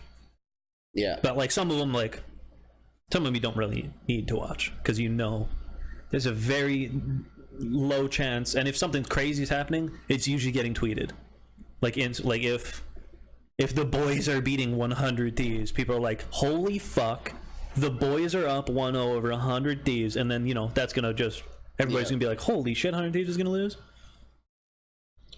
But now, do these tournaments pick do they pick MVPs, or do they just go like MVP is never not been someone on the winning team. Oh, okay. So if you want to go back to the Instagram, so 100 Thieves I think is a pretty safe bet, but for the sake of not being safe, I'm gonna pick somebody else. And I think I think your 3 like absolute safest bets, like if you said 100 Thieves, E United, or Gen G, that's what I was gonna say. Nobody's really gonna be like, you're an idiot. But unless you like, I think the biggest one on that, people are gonna say Gen G chokes. But who knows? Maybe the fucking pressure of the finals is gonna make them not choke. You know what I mean? Or championship. Well, as a gambling man, I'd be surprised to see you pick 100 Thieves just because they're in Pool F. I don't give a shit like, what pool people are in. Like this is like someone who's obviously not watching the tournaments and like saw that like 100 Thieves wasn't doing so good in the beginning, but now is on fire. 100 Thieves is the best team in the game. So yeah, like, I think that's still unanimously, even though United won the last event, I still think people have 100 Thieves as being the best team in the game. So are they only in Pool A because they won the last event? Yes. The seeding works based off of what was like most recent usually. Really? Yeah. They don't even go on the total year? Like they don't just... No. Interesting. But you also got to think, like, if you're the best team, it doesn't really fucking matter where you start, does it? No. Like, no. Your chances are you're going to have to play almost every good team. My only thing is from a hosting perspective, this is a good strategy of like, I'll go out of my way to break up all the top teams just so that the first like 2 rounds of the tournament are all sweats, and then by the time you go to the final round, it's some pleb versus the fucking top team. That doesn't happen. Yeah. No, yeah, they give each top team a pretty good advantage to make it far, because they know, like, nobody wants to watch a final between, like, no offense, but like nobody's gonna watch a final between like Hybrid or Train Hard unless there was like a crazy Cinderella story happening, where they were like, they took down 100 Thieves, they took down Optic, they fucking 3-0'd United or some shit, and people are like, holy shit, dude, this fucking no-name team is about to win champs. Yeah. Then it would sell, but like, you know, if Train Hard had a fucking easy bracket, nobody's gonna be like, oh yeah, they're the best team in the world. They'd be like, no, man. Yeah, if it was like Hybrid Gaming versus EU, I'd be like, yikers. If United loses this, fuck. Just yikes. But I mean, it's the best 32 teams in the world. So it's pretty hard to bet against 100 Thieves. Hey, buddy. In the words of our good buddy David, you never know. You never know, buddy. You never know. But, you know, it's hard to bet against 100 Thieves for a few reasons. One, they're the best team in the game, pretty unanimously. I don't think a lot of people are going to debate that. They have a player on the team in Slasher who is notorious for stepping up later in the year. Come playoffs, come champs. Like, he's been in... I think he's been in, like, 4 finals of champs already. Yeah. 4? 3? Who's the youngest member? Priesta? Yeah. And how many tournaments or how many championships has Priesta been involved with? How many has he played in? Yeah. I think 1 or 2. Okay. But Slasher's notorious for like just being an absolute monster at champs. And I mean, with the exception of World War II, where they went, I think they came in like 16th or some shit. I don't know. They did not do well. Or Slasher did not do well. The only thing I wish I would have checked in advance is that if any of these teams have brand new players who have never competed in championships before. There is. There's ones that you know of right away? Yeah. That have never played at champs? Yeah. Yes. And are those same teams, do you expect them to underperform? Underperform? No.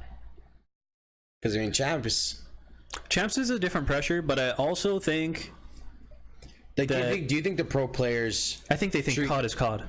Yeah, so you don't think that... They don't... Because, like, I'd imagine, like, if you're just playing in the playoffs versus regular season in hockey, there's a different level of pressure. Yeah. Whereas I wonder, like, if COD players, do they consider championships any different from, like, a regular tournament? I think that it feels maybe a little different, but it's also playing COD. It's like you don't have to like fucking force your body to do shit. Whereas like, you know, regular season in sports, you have to push yourself. Yeah. So a lot of guys, they don't want to push themselves anymore. And then come playoffs, they're like, okay, now I'm gonna push. I feel like COD players are always playing at 100%, even if the fucking match doesn't mean anything. Like, there's rarely times you'll see guys take games off. Oh, and this is in LA? Yeah. Well, fuck yeah, dude. 100 Thieves has... It's based in LA. Has home advantage. Yeah. Because of the altitude. Oh, yeah. It's going to matter in a building. Like, you know how, like, fighters, if a fighter is from Denver and they're like fighting in Denver, it's very easy to bet on them because they're not going to be as fatigued as someone who's never lived there because of the altitude change. Do you think some of these teams actually get like fucked up if like they go from like say Seattle and come all the way to LA? No, they're playing in air conditioned buildings. I imagine they all feel pretty the same. Although I would love to like see see someone on Twitter be like, yeah, you know, I'm not used to gaming at this altitude. Yeah, no, I don't think we're at that extent. But yeah, no, E United has two, the Tiny Terrors. They both never played at Champs. They both just turned 18. Gen G's full of new faces that I don't think have played. Oh, it's a whole new team? No, but there's there's a few guys in there that I never heard of till this year. Okay. I mean, they are where they are, so. Optic has TJ was at Champs. I don't know if Dashy was at Champs. Heretics is from Spain. None of them have played at Champs before. I think everybody else has kind of been at Champs. FaZe has a couple young guys in Celium and Asim. They've never played.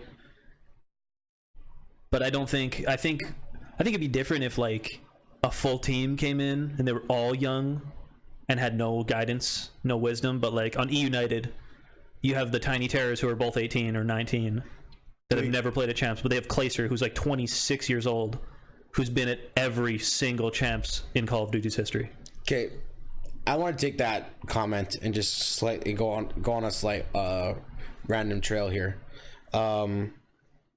because the career length of some COD players is like even less than like your average career for like any sports team. Yep. Like we're talking like soccer players can start their career at 18 and if they play their cards right, retire at 40. Yep. Whereas Call of Duty, you're playing at 16. Well, now it's 18. Some of them even like make up their own age to pretend to be 18 so they can play. Well, back in the day, pretty sure Scump went to a pro tournament when he was 13. Yeah. But now the age starting limit for CWL is 18. So, and then like people usually say that by the time you turn 25, you lose a certain edge against the 18 and under. Do you think that there's a capacity in the future to create a separate division for some of the older players? No. Because I think... Really? No. I also think that thing that a 25-year-old can't keep up to an 18-year-old is bullshit. Oh, okay. I don't think... Like, I think that's a young person's stigma that they're stuck in. They're saying, like, oh, you can't play at a high level until... like, or I can only play professional COD till 23 or 25, and then I have to fucking figure something else out. That's bullshit, dude. Think of what you're doing. You're sitting there holding the fucking controller looking at a screen. There's people that their job's been to type their whole fucking life. They look at the screen.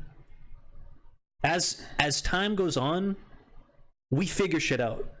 That's what humans are the best at. We figure shit out. Yeah. I mean, come up with an alternate strategy. So they're like... The reason the careers are short is because I think as people get older, they just don't want to compete anymore.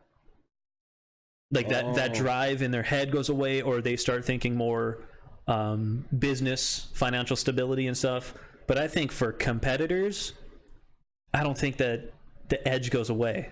Slasher's 23 or 24, still one of the best players in the fucking game. Well, like Crim's 25. Clay's 26. He signed on with E United till 2020, so he's in for at least another year, and he's still good. Because like I see some of these like what you would call veteran COD players, like, and they're fucking 22 years old. Like, how old is Crowder? He's a coach now. I think he's 25, 26. Yeah, he's coaching. He's our age. Yeah, and that's so ridiculous. And like, I agree that it's ridiculous because like, I think if you're talking like 35, sure. Like, when's the average male peak? Like, physically, Physically, like it's 30. Physically, it's like 30, 35 In between 30 and 35 for males. is your peak. Why the fuck do these 18-year-old idiots think guys that are 25 are old? I'll smack all of you in Call of Duty. Like, bring it the fuck on, dude. Yeah, I mean, it shocks me. And I'm not even a pro. I'm just an above average player. Yeah, I don't know. It's sad to hear people. It's sad for me to hear people say that, because then, like, me being 25 and you as well, it's like, well, what the fuck? Now we're supposed to just like abandon any like possibility of going pro in a video game because we're 25 years old. I don't believe in any of that shit. Because like my biggest kind of argument is watching Jack play Fortnite. Jack is one of the top Fortnite players, at least on Twitch, and he's our age. Yeah. And he's still freaking Ninja's older. Ninja's even older, and they're still getting deadly snipes. And dude, and Ninja had surgery on his fucking eyes, and he can't see out of one of his eyes very well. I didn't know. How old's Shroud? Is he not older than us? Shroud is 50 years old. Dude, Lupo's like 72. Lupo is 70. Still plays Fortnite? Yeah. Still pretty good at Fortnite? I mean, he's not a pro, but he's fucking good. I think, yeah, isn't like both Lupo and Tim and Shroud, I think they're all like in their late 20s or early 30s. Yeah. I think Lupo is like in his early 30s. Yeah. I think Tim's 29. Yeah, I think so. Yeah. Shroud, he's probably... I think Shroud's probably just like maybe... Shroud, I would say he's a little older. I'd say Shroud's like 27, 28 years old. I would say so too. But yeah, it's funny because like you see all these top streamers, and they're top streamers because they're good at their game, and none of them are fucking under 22. No, not for the most part. I mean, like, there's exceptions, yes, but like, so it's so bizarre to me that like people have to be like, yeah, if you want to be on a pro team, you need to be 18 to 23 because otherwise there's just no point in you competing. I feel like that is the age that most players achieve their status of like, holy fuck, this kid's good. Yeah. But like, you know, Scump won a tournament when he was 13, playing against 20-year-olds and shit too. That's a different time too. No, but like, how much like training was he fucking doing to compete at a high level? He wasn't. He was just playing a fucking game he enjoyed to play. And I'll be honest too, he was just good at it. I bet you what it is what people don't want to admit. They want to call it, they want to say it's because of his age, but I think it's because it's people's lifestyle too, like you were saying. How like the 25-year-olds don't want to do it. I think because they're starting to think about the future. They want to get married. They want to have kids. They want like a job that like. They also don't have the same amount of free time as an 18-year-old does. Yeah, but they also don't want to go like start dating a girl, possibly getting married. Like, you're in your mid-20s. That's kind of when people think about getting married, to their mid to late 20s, early 30s. Yeah. That's when the relationships and the children or whatever happen. Couldn't be me, but yeah. Well, for me, I'm just gonna wait until I turn 40, and then I'll go to that like RussianBride.com.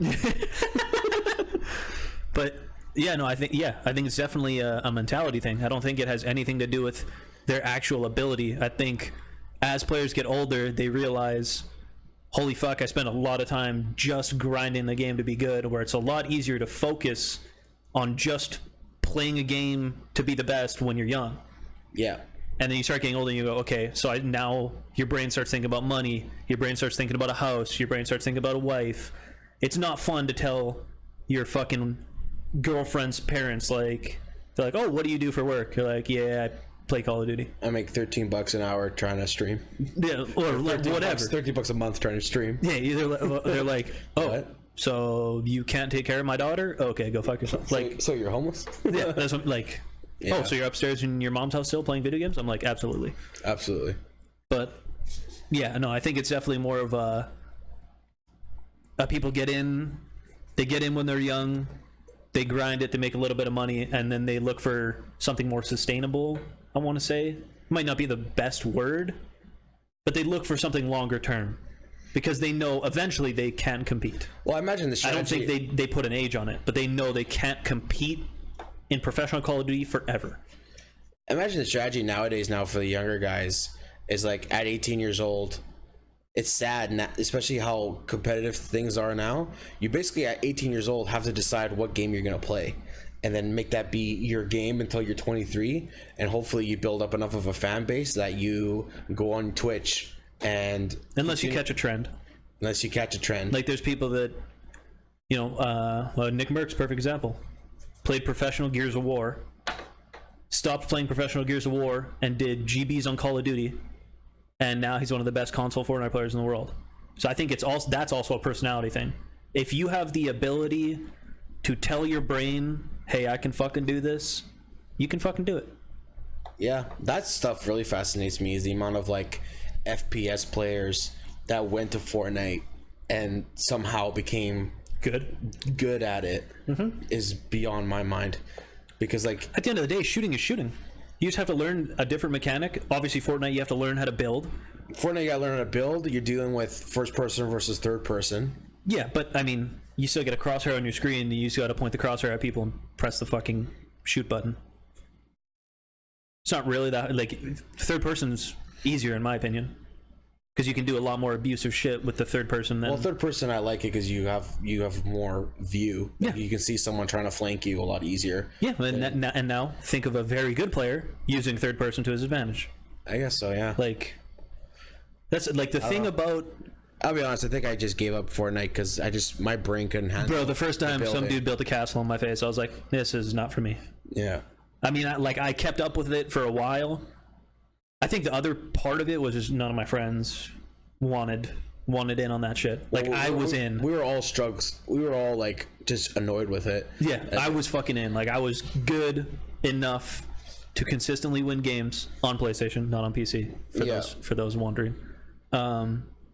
Like, when we were playing squads, we were still, like, we had, like, just the same amount of average wins in a squad than we do, like, in Blackout. Yeah. Like, you know, like, I could definitely compete, but in order to, like, improve and stuff, I would need to continue to grind, which it's hard to grind 100% solo. Yeah. Whereas if you have somebody who's passionate about the same things, it's way easier to get on all the time. Yeah. And have you both have the same fucking goal in mind, so it's like, okay, we're gonna get better and let's fucking go. Yeah, and like I have the exact same mentality where, like, I don't like to play games by myself. No, I hate it. So, like, that's one of the things as I got older. I hate playing games alone. Yeah. And it's funny because you grow up playing the single players. You end up playing Nintendo by yourself in your house. Yeah. And you figure you'd be comfortable with it. But now with multiplayer being as big as it is, and having been playing multiplayer since like junior high or early high school. And not only that, multiplayer is just the focus. Yeah. Less and less developers are releasing story-based games. Because I still, like, when Skyrim came out in 2011 or 2010, whatever it was, I gamed the shit out of that, and I loved it. And, like, that was a game I had no problem sitting down by myself for, I hate to admit, like, on a weekend, sometimes like 14 hours when I was in school. Yeah. I'd wake up at, you know, whatever, fucking like 10 a.m. Saturday morning at 10. Play till like fucking 3 a.m. and just, like, you know, obviously have breaks where I just eat or whatever, but if I had nothing to do all day, dude, yeah, I'm playing fucking Skyrim. I was addicted to Skyrim. Fallout 4, played the shit out of it. Red Dead 2, it's the most recent case. But even to that capacity, we were still in a party chat talking. Yep. So there's still some sort of, like, communication. I think that's the biggest thing for me, is like there's times where, like, especially for me personally on my stream, if there's like the odd time that I was playing a game that most of my friends weren't playing, after a couple hours I'm like, yo, this is just depressing. I need to get out of here. Yeah, unless it's something you thoroughly enjoy. Like, I can play Call of Duty alone,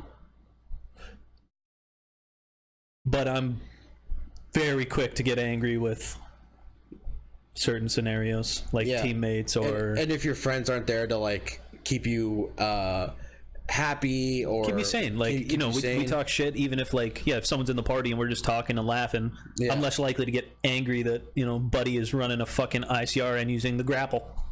I'm like, ah! But if I'm alone, dude, I'm gonna be in game chat going, hey, fuckface.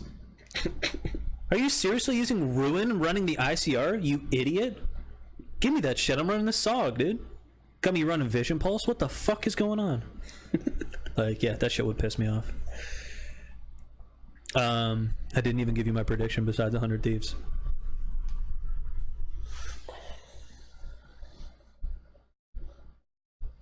The question is, do I think Optic will choke this year in Champs? Because they're notorious for choking in Champs. Yes, Optic chokes in Champs. I think, I think Optic's going to choke in Champs. Or might not be considered choking. They could probably get top 3, which might not be considered a choke because they're not considered the best team in the game anymore. Yeah. But if I'm not picking 100 Thieves, which everybody in the fucking world's going to do, I'd like to see E United win it. That's going to be my emotional pick. E United. You use your emotional pick. That's I want to see Simp and Abizi get a chip in their first years competing. That'd be pretty insane. The twins, that'd be dope. And then Clay would cry like a little fucking baby if he wanted to. Yeah. Well, yeah, that'd be funny. Maybe I'll keep an eye on them too. Yeah. So, I don't know anything else in particular that I want to talk about with Champs. Did you want to just keep going on a tangent for a little bit more? Because I think we've been going for maybe an hour and a half. It's up to you. I'll do whatever. I guess the only thing I'd be interested in talking about is like games nowadays. Are we at a point where you cannot play multiplayer games with randoms anymore? Yeah. Because like you and I have been frustrated many times, and Steven and I have also been frustrated many times. I get very frustrated. Where if we don't have a full team and we're with randoms, that random is either not cooperating with the squad, or we're forced to be like, okay, we're not playing with randoms, and then you play at a disadvantage. You and I and Brandon are playing with a one-man disadvantage in Blackout. Yeah. Are we at that point now where like you need to be playing with your friends group, and if your friends group aren't playing, you don't have enough to have a full team, you can't play that because you're not gonna have a good time? I think it's getting close. I don't think it's impossible. Like, obviously it's not impossible, otherwise nobody would be fucking playing. I think if you don't have a friends group that makes up 50% or more of the team, your entertainment value in that is going to drop. Like, if you're not playing COD with 3 people in 5v5 or 6v6, it's probably gonna suck a little bit. Yeah. Like, if you're trying to play, like, you're playing World League and it's just you and your friend, you got 3 randoms filling in, or maybe it's a squad of 3 on the other team, but like, you're gonna have conflicting strategies, especially in World League. Like, you can't have conflicting strategies in World League. Everybody needs to know what the fuck to do. Otherwise, you can get rolled. It doesn't matter. But for like public games, I think you need to make up 50% of the team. I definitely think they're still fun, because it also depends on your friends group. Like, if you're playing with people you enjoy talking to and stuff like that, then sure, everything's fucking easy. Yeah. Like, it doesn't matter if you're winning or losing too heavily, but yeah, it definitely hurts if you're less than 50%. Okay, and do you think, with that being said, do friends groups now have to be like texting each other, be like, hey guys, tonight what do you feel like playing? No, I think you just got to add or subtract people in your group. Like, if you notoriously have a friend who just does not want to fucking play, you like slowly and surely stop inviting them to play, because like, you know, what's the point in you being here if we're not playing the same game all the time? Like, exactly, like my point exactly is that, like, before I felt like you could be in a group with a whole bunch of friends and all be playing different games and no harm, no foul. But I feel like now, at least personally for me, there is a capacity where I have to coordinate where I go, because if I feel like playing a certain game, I need to make sure that I have enough people with me so that I can actually enjoy playing it. Mm-hmm. Like, if I'm playing Apex, I want to make sure I bring at least one more person. Yeah. And honestly, there's been times where I pick the game that I'm going to play based on who's online. So like, I'll check the friends list, and like, if I see 2 or 3 people online I'll go, okay, I'm gonna play Blackout because we can maybe get a squad of 3 or a squad of 4. Whereas if I don't see one other person, I might just go either play Apex and try to get that person with me, or I'll go to Xbox and grind Destiny because I can do single player stuff there. Yeah. So like, I think another thing just with that is that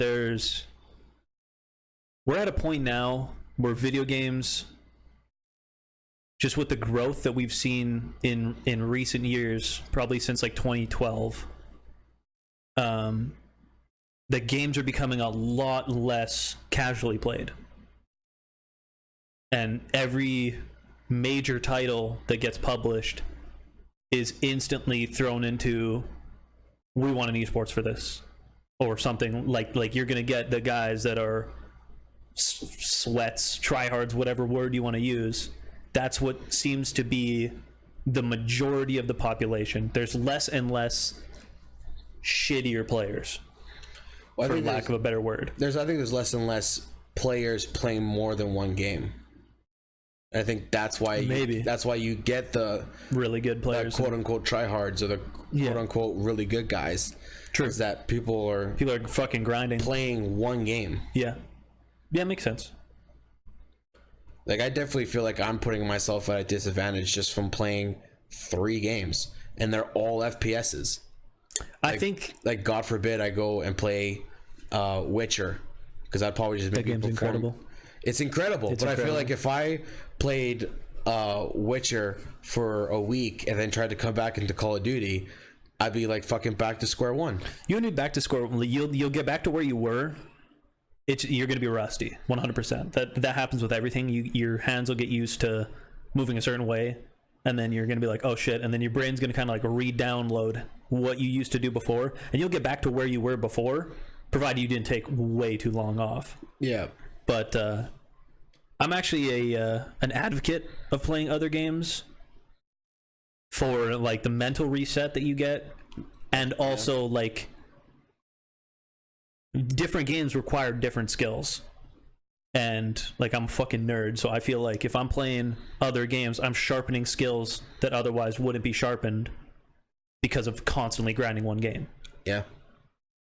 So like if you're constantly grinding Fortnite and all the fucking time you're cranking 90s and doing all this like insane mouse input or controller input, like the amount of buttons you have to press in a minute, your average key presses in a minute. Yeah. And then you have to go play a game where you have to be like CSGO, where you have to be slow, calculated.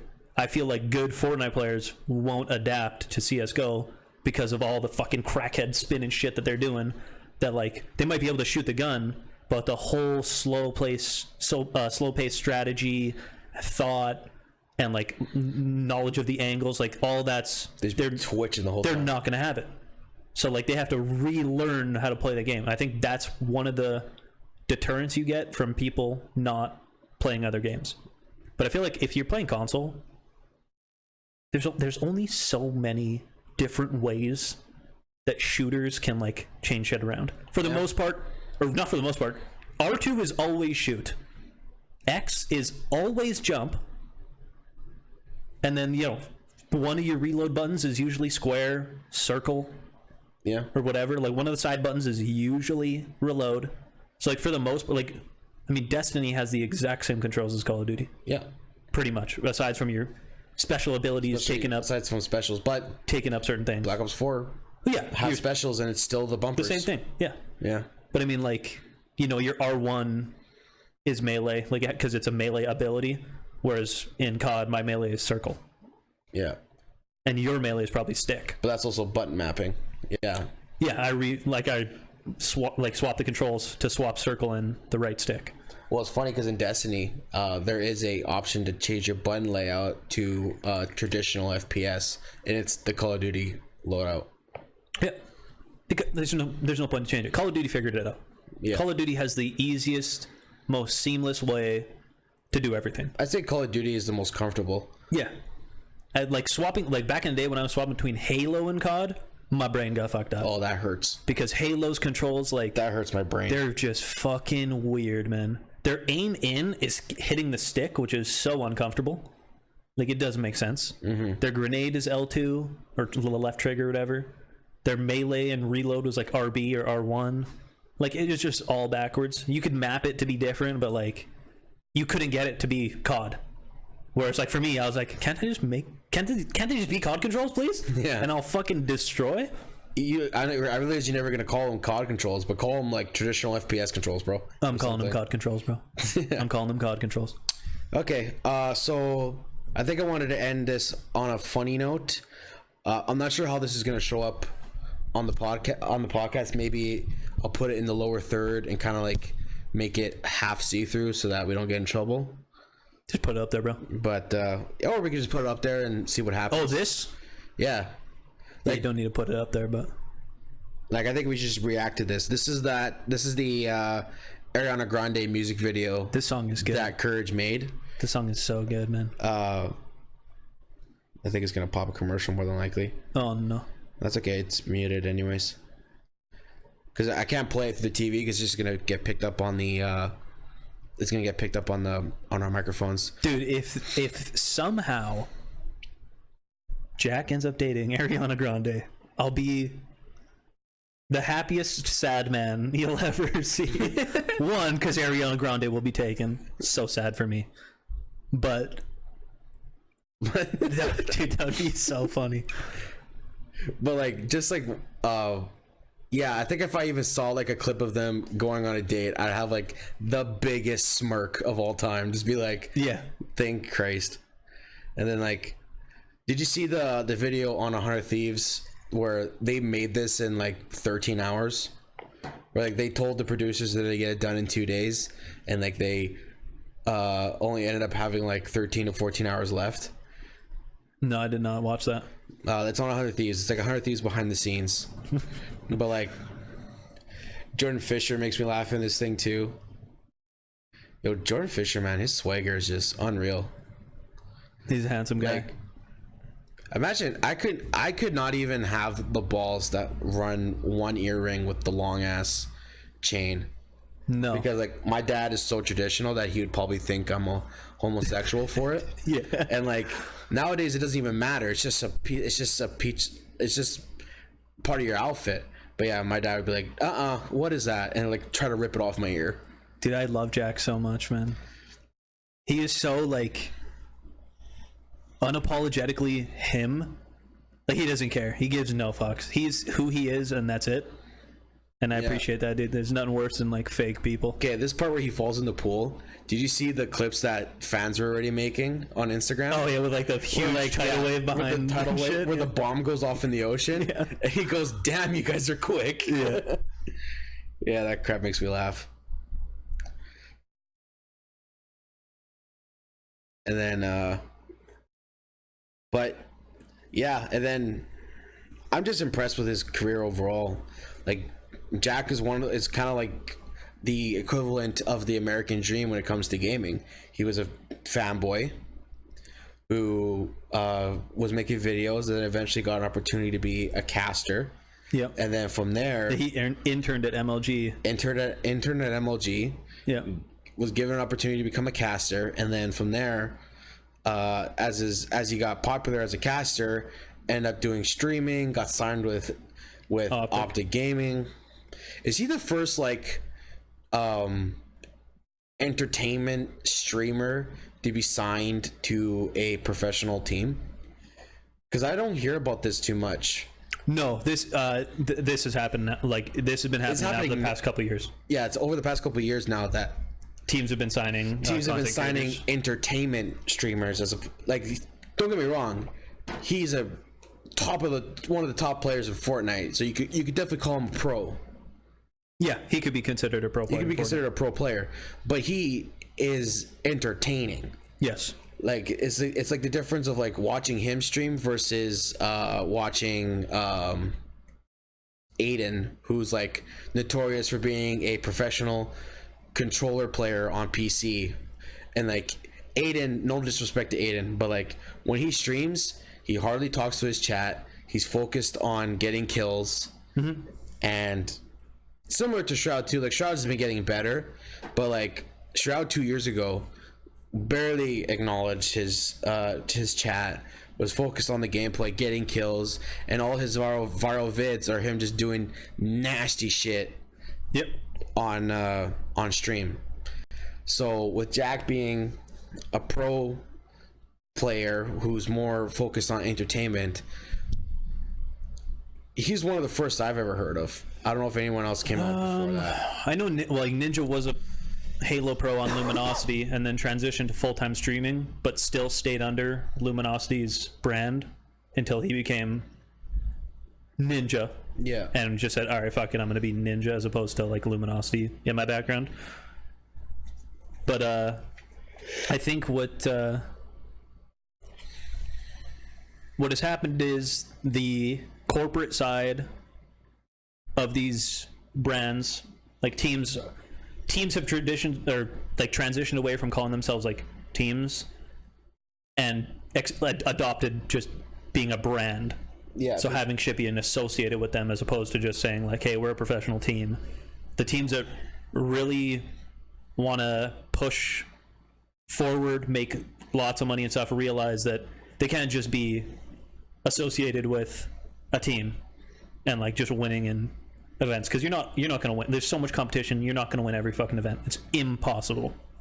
Like, with the exception of Gears of War, a little bit of Halo, were like probably the two that were dominated by one team heavily for a long time. Yeah. But like, even like those are lower financially invested in esports. Halo didn't have a lot of didn't have a lot of backing. Gears didn't have a lot of backing. But I think these teams saw the money you can make just based off content creation, thanks to Optic being the first people who are like, it doesn't matter what we do at tournaments, we just need to get people watching our shit and we'll run the world. And when Nadeshot and Hex were building Optic, like it's the reason people are so many, like there's so many Optic fans, because they were the only team that people knew about. They knew that like Envy and all these other teams existed, but they didn't know the personality behind the people or behind the players. Yeah. And Optic was one of the first orgs to be like, okay, we're going to give fans like an inside scoop on what we are, what we're doing. And it took off. And then other teams or orgs were like, oh shit, this is what we should have been doing. So they want that personality associated with the brand. So I think orgs went out and were like, okay, we need a little bit of a lift in the entertainment world to show that we give a shit about personality. So they started picking up, I don't know who the first streamer was who got picked up. I don't think it was Courage though. Yeah. But that became the thing, to have streamers signed underneath a thing, and as long as both parties benefit, nothing wrong with it. Yeah. But like when you become a certain size, like you see it now with like Thieves, Ninja, yeah, like Doc. When you're big, you don't need backing. Oh, I see what your point is. Yeah. Yeah. I was trying to say how like it's interesting now to see those pro teams who are now considered brands to start branching off and actually making entertainment divisions. Yeah. And so yeah, I'm looking forward to see what the future holds. And that's the crazy thing about 100, like that video. Yeah. At the end, it even says 100 Thieves production. Yeah. So now they're a production company. Like they're moving the needle where it needs to be. Whereas a lot of other teams are just happy staying stagnant in where they are. But if they don't make some of the moves that other orgs are definitely going to step in and make, they may be left in the dust. Well, I think that's about it. Hopefully you learned some shit. Hopefully, yeah. Or didn't learn some shit because we didn't really tell you anything crazy. Yeah, we didn't really tell anything too crazy. We made it. We're predicting a couple upsets. Couple. So we'll see what. But I don't think anything is like too shocking. No, nothing. It's like the most like what? It's like the shock that has like the highest percentage, if anything. Yeah, like it's not like we're picking like a 1% chance of this is happening. It's like, yeah, this upset has like a 3% chance of happening. Exactly. So, you want to tell everybody where they can chat with you or check you out? Just hit up our Twitter, our Random Nades Twitter. or our Random Nades Instagram. Dude, we'll find it. Yeah. Put your shit in there. It's super easy now. I added a banner with our faces. So if you're watching this channel and you want to check out our Twitter, you want to check out our Instagram, it's the same logo that we have here. I don't know, where's my finger? They go like that. There we go. You can check out that logo, and our banner just has the two of us. So it's really easy to find us. And then personally, I still have my Twitch channel, twitch.tv/D. I have a Twitch channel too. You have a Twitch channel too? Never use it though. We should get you to use it at some point. At some point, yeah. Because we can even once we get you set up, we can have streams where people can watch both our perspectives. Yeah, you can squad stream on Twitch. Yeah. Word. Awesome. Well, we'll see you guys on the next podcast. This is probably going to be in about a week, because it'll be after Champs race. After Champs Sunday. Yeah, I think our next podcast will definitely be a post Champs talk. Post Champs reactions, prediction percentages that we failed or made. Yeah.